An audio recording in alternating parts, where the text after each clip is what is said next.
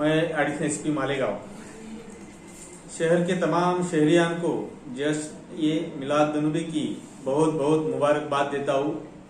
मैं आवाम से अपील करता हूँ कि इस मुबारक दिन को भरपूर इबादत करके सादगी से ईद मनाएं। गुज़िश्ता महीनों में कोरोना बीमारी ने सारी दुनिया को अपने चपेट में लिया था। उस बीमारी ने अपने शहर में भी कहर ढाया है। इस दौरान दुख की बात यह है कि हमने अपनों को खोया है, शहर के बड़े बड़े नामवर और उलमाओं को खोया है।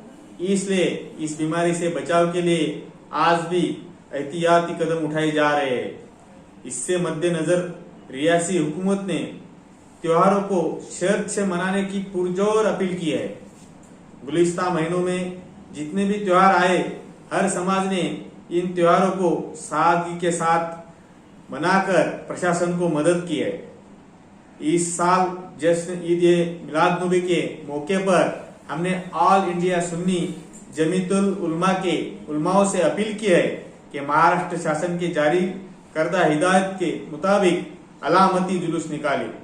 उन्होंने हमारी बात को माना है, इसलिए शहर के अलामती जुलूस निकालेगा, जिसमें सिर्फ 10 उलमा इकराम होंगे। इसमें कोई भी शहरियान शामिल ना होने की अपील करता हूँ।